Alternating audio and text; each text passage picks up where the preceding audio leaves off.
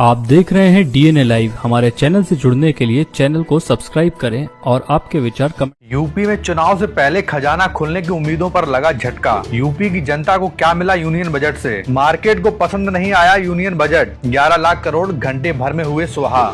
Budget के बाद क्या होगा सस्ता और क्या होगा महंगा, सब कुछ बताएंगे कि उत्तर प्रदेश में कितनी मेहरबान हुई मोदी सरकार, और ये भी बताएंगे कि बजट पर क्या कुछ कहा सपा सुप्रीमो अखिलेश यादव ने। मगर उससे पहले हमारे चैनल को सब्सक्राइब कर लें, वीडियो को लाइक और शेयर करें। आपके इस छोटे से सहयोग से हमें हौसला मिलता है। बातें सीधे मुद्दे पर। तो आप देश की तीसरी सबसे बड़ी अर्थव्यवस्था यूपी, $1 ट्रिलियन इकोनॉमी का टारगेट भी तय किया गया है। ऐसे में यूनियन बजट में ज्यादा से ज्यादा हिस्सेदारी की उम्मीद रहती है, लेकिन सबसे बड़ा सवाल मिला क्या? साहब, भाजपा हर बार बजट में जनता को राहत देने के नाम पर झुंझुना पकड़ा देती रही, लेकिन इस बार सरकार ने वह भी नहीं दिया। साहब, उत्तर प्रदेश का किसान, उम्मीदें लगाए बैठा नौजवान, घर का बजट संभालती महिलाएं और अर्थव्यवस्था की रीढ़ कहे जाने वाले छोटे व्यापारी एमएसएमई, आज पूरा हिंदुस्तान टकटकी लगाए बजट की ओर देख रहा था। मध्यम वर्ग को आज थी कि इनकम टैक्स में बड़ी छूट मिलेगी, महंगाई से राहत के लिए रियायतें मिलेंगी और व्यापार के लिए ऑक्सीजन मिलेगी। लेकिन अफसोस, जब जनता राहत की उम्मीदें कर रही थी, तब सरकार की सुई नारियल, मालगाड़ी और खनिज पर लटकी हुई थी। सरकार बजट के माध्यम से चुनावी समीकरण साधती रही। ताई ने पिछली बार मधुबनी साड़ी पहनी थी, बिहार जरूरी था। आज तमिलनाडु की कांजीपुरम की साड़ी पहनी है। बजट का संकेत साफ था, चुनाव। साहब, इस बजट में वित्त मंत्री निर्मला जी ने कहा है कि तुम मुझे टैक्स दो, हम तुम्हें जहरीली हवा, जहरीला पानी, नकली दवाएं, खराब शिक्षा और स्वास्थ्य व्यवस्था, टूटी हुई गड्ढों वाली सड़कें और खुली नालियां, भ्रष्टाचार, पेपर लीक और बेरोजगारी देंगे। साहब, सरकार का एक ही फंडा है, इस देश का टैक्स पेयर हमें टैक्स दे और हम उसे वोटों के लिए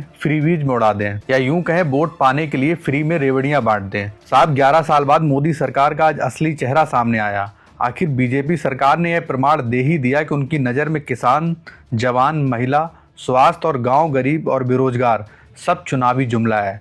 इन सब की हैसियत सिर्फ एक वोट बैंक तक सीमित है, उससे ज्यादा कुछ नहीं है। साहब, आलम तो ये है कि इनमें से किसी भी शब्द का बजट में जिक्र तक नहीं हुआ है। 2026 का बजट एक ही संदेश देता है, गांव, किसान और खेती सरकार की अब प्राथमिकताओं से बाहर हैं। पहली बार ऐसा बजट आया है जिसमें किसान का नाम तक नहीं, न सिंचाई, न खाद, न खेतिहार मजदूर। बजट में किसान पूरी तरह गायब है। ना एमएसपी की बात हुई, ना फसल की कोई बात हुई, ना मनरेगा की कोई बात हुई और ना ही ग्रामीण रोजगार की बात हुई। सरकार के लिए बस एआई, कोकोनट और काजू, इन्हीं 3 शब्दों के इर्द गिर्द घूमता रहा है 2026 का यूनियन बजट। बजट में ऐसा कुछ नहीं मिला जिससे आम आदमी को डायरेक्ट फायदा हो रहा हो। साहब, बजट में घोषणा हुई कि high speed train corridor UP के वाराणसी में बनेगा, लेकिन सरकार से सवाल है कि इन हाई स्पीड ट्रेनों पर बैठेगा कौन? 5 किलो राशन वाली 85 करोड़ की जनता को पहले हाई स्पीड ट्रेन चाहिए या पहले जिंदा रहने के लिए हाथ में पैसा? जवाब मिले तो हमें भी बता दीजिए। साहब, इस सरकार ने शिक्षा का बजट, जो टोटल बजट 4.5% था, उसे मोदी सरकार ने घटाकर 2.5% कर दिया है।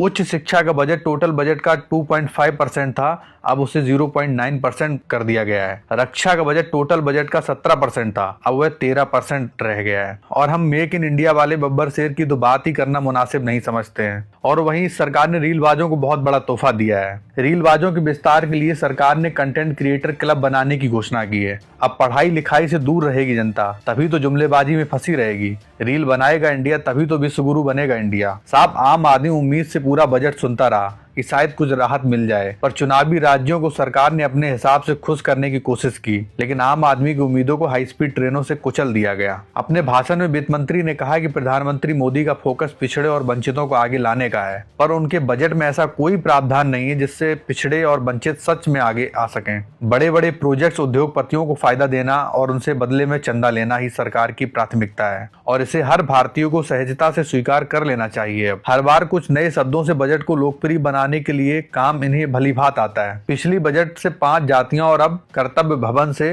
निकले 3 कर्तव्य। आपको याद होगा कि अमृतकाल का जुमला भी बजट भाषण से ही शुरू हुआ था। साहब, आर्थिक नीतियों की जगह बस शब्दों में हेरफेर करने से देश की गरीबी, महंगाई और बेरोजगारी खत्म नहीं होती है। पर उन्हें क्या, उन्हें तो बस अपने फायदे और चुनाव से मतलब है। साहब, बजट में घोषणा की गई खादी और हैंडीक्राफ्ट को बढ़ावा देने के लिए महात्मा गांधी ग्राम स्वराज अभियान चलाया जाएगा, जबकि सरकार ने खादी और हैंडीक्राफ्ट के पूरे इकोसिस्टम को तहस नहस कर दिया गया है। कई खादी ग्रामोद्योग की बिल्डिंगें खंडहर में तब्दील हो चुकी हैं और संज्ञान लेने की बजाय सरकार ने एक नया जुमला फेंक दिया है। साहब, छुट्टी के दिन ऐसा बजट पेश किया गया कि मुंह खोलते ही आम जनता के 11 लाख करोड़ रुपए सुहा हो गए हैं। सोना चांदी मार्केट सब धराशाही हो गया। देश की जनता आप लोगों से बस एक ही अपील है, बस आप लोग अपने आप को गिरने से संभाले रखिए। ये सरकार आपको उठाएगी नहीं बल्कि और ज्यादा गिरा देगी। अब तक जो लिया कंपनियों से लिया और बजट में जो दिया वो कंपनियों को दिया।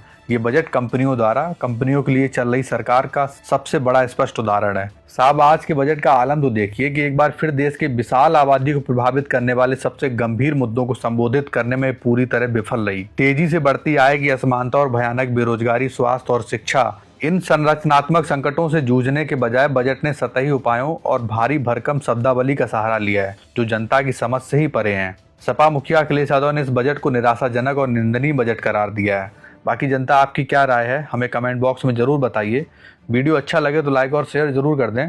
चैनल को सब्सक्राइब भी करें। आपके छोटे सहयोग से हमें हौसला मिलता है। शुक्रिया। आप देख रहे हैं डीएनए लाइव। हमारे चैनल से जुड़ने के लिए चैनल को सब्सक्राइब करें और आपके विचार कमेंट